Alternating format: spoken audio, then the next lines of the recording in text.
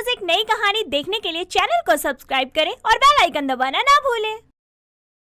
निधि एक बहुत ही अच्छे घर की पढ़ी लिखी और चुलबुली लड़की थी जो खाने की बहुत ही बड़ी शौकीन थी। वो किसी भी शादी पार्टी में जाने का कोई मौका अपने हाथ से नहीं जाने देती थी। निधि की माँ शकुंतला और पिता रामकिशन दोनों ही अपनी भुक्कड़ बेटी की इस आदत से बड़े परेशान थे। एक दिन उसके कॉलेज में एक छोटा सा इवेंट होता है जहाँ निधि अपनी दोस्त मधु के साथ जाती है। हाँ, और खाने में इस बार कितनी अच्छी डिश रखी है। यम्मी। अरे इस लालची लड़की को तो देखो, पूरा ध्यान इसका खाने पर ही है। ऐसा लग रहा है जैसे सारा खाना और वो बाहुबली थाल यही खा जाएगी। तुम मुझे हल्के में तो नहीं ले रही हो कहीं? ये जो बाहुबली थाली रखी है ना, इसे ना मैं 10 मिनट में खत्म कर सकती हूँ। 10 मिनट में। 10 क्या, मैं तुझे पूरे 30 मिनट देती हूँ। तू थाली खत्म करके दिखा दे मुझे। निधि शर्त मान लेती है और 30 मिनट से पहले ही पूरी थाल का खाना खत्म कर देती है। ये देखकर उसके सारे फ्रेंड्स के तोते उड़ जाते हैं।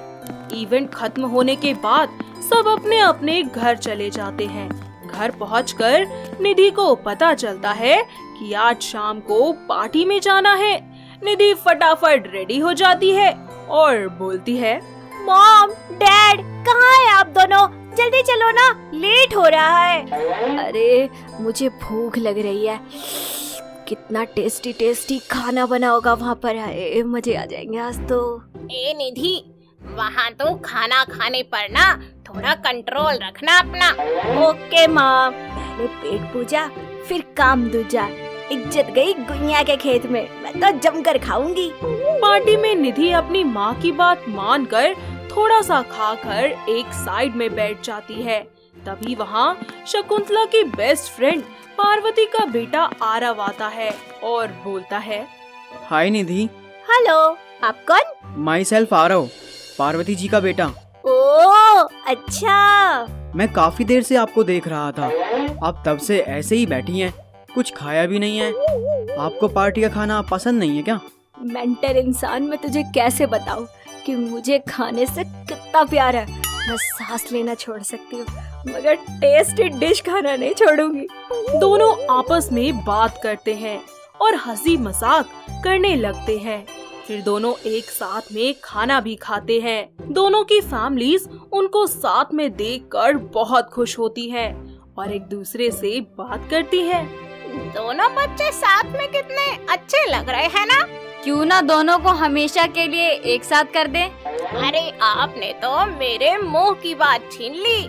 ऐसे ही वक्त बीतता जाता है। आरव के परिवार वाले निधि के लिए अपने बेटे का रिश्ता लेकर आते हैं। दोनों परिवार वाले आपसी सहमति से रिश्ता पक्का कर देते हैं। कुछ ही दिनों बाद आरव और निधि की शादी हो जाती है। शादी के कुछ दिन तक तो सब कुछ बिल्कुल ठीक चलता है। निधि अच्छी बहू की तरह घर की सारी जिम्मेदारियां संभाल लेती है और उसकी जरूरत से ज्यादा खाना खाने की आदत में कोई सुधार नहीं आता। ऐसे ही एक दिन वो बहुत सारा खाना बनाकर डाइनिंग टेबल पर रख देती है, जिसे देखकर उसकी सास गुस्से से बोलती है, अरे बहू, बस 4 लोगों का खाना बनाना था और तूने तो पूरे गांव का खाना बना दिया। अब इतना सारा खाएगा कौन? अरे क्या हो गया भाग्यवान, क्यों बेवजह गरम हो रही हो? पहली बार है, हो गई गलती, माफ कर दो। सभी लोग खाना खाकर अपने कमरे में चले जाते हैं और निधि खाना खाने टेबल पर बैठ जाती है और 1 घंटे में ही सारा खाना खत्म कर देती है। जैसे ही पार्वती वहाँ आती है तो सारा खाना खत्म देखकर वो हक्की बक्की रह जाती है। अरे यो करमजली, अरे कितने जन्मों से भूखी थी तू, जो सारा खाना 1 घंटे में चट कर गई। देखा माँ जी, कर लिया ना सारा खाना खत्म। मैंने आपको पहले ही कहा था कि मैं सारा खाना खा लूंगी। मजा ही आ गया खाकर। ऐसे ही कुछ दिन बीत जाते हैं। निधि महीने का राशन 1 हफ्ते में ही खत्म कर दिया करती थी।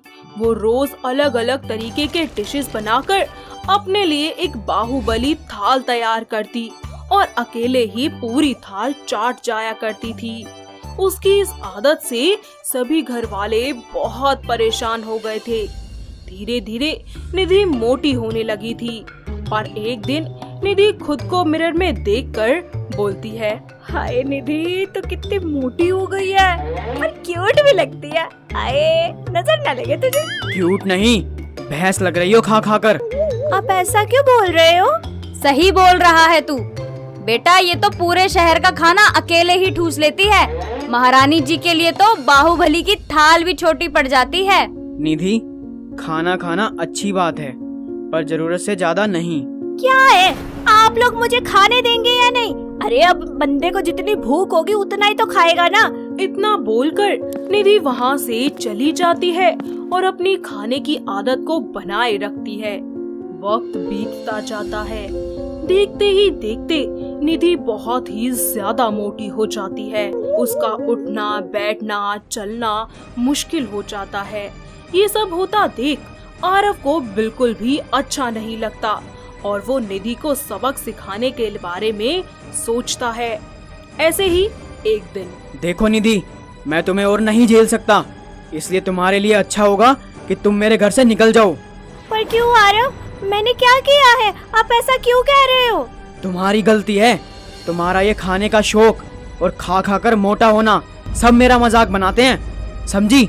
मुझे शर्म आती है तुम्हारे साथ कहीं जाने आने में भी। और जो खर्चा करती हो तुम खाने में, इतने तो मैं दूसरी शादी कर लूंगा।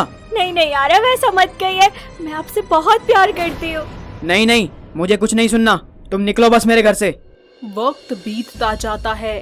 निधि खुद को पतला करने के लिए मेहनत करना शुरू कर देती है, जिसके लिए वो रनिंग, जिमिंग करती है और एक बैलेंस डाइट भी फॉलो करती है और खुद को फिट कर लेती है।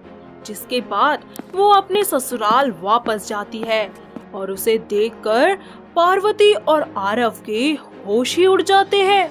अरे, गन्ने के जूस की मशीन से निकल आई है क्या तू? इतनी पतली हो गई तू तो। सासू माँ, मुझे माफ कर दीजिए, मेरी ज्यादा खाने की आदत की वजह से आप सबको बहुत परेशानी हुई, पर अब तो मैंने खुद को मेंटेन कर लिया है। आरव जी, अब तो आप मुझे अपनी लाइफ में एक्सेप्ट करेंगे ना? पागल, मैंने तुम्हें छोड़ा ही कब था? वो सब इसलिए कहा था ताकि तुम्हें तुम्हारी ओवर ईटिंग की आदत से छुटकारा दिला सकूं। आई लव यू मेरी पगली। आई लव यू इन्ना सारा। इस तरह सभी घर वाले निधि का दोबारा अपने घर में स्वागत करते हैं।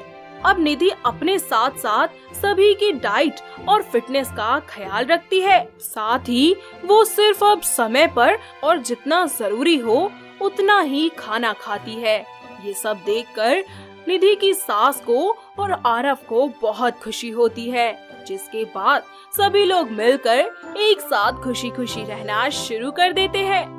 तो दोस्तों, कैसी लगी आपको हमारी बाहुबली थाली खाने वाली बहू? क्या आपके घर के आसपास भी है कोई ऐसी बहू जिसे खाना खाने की इतनी ज्यादा आदत हो? अगर हाँ, तो उसे ये वीडियो दिखाइए और हमें कमेंट करके बताइए। दोस्तों, अगर आपको ये कहानी पसंद आई तो इसे लाइक करें, शेयर करें और कमेंट करके बताएं कि कहानी में आपको सबसे अच्छा क्या लगा।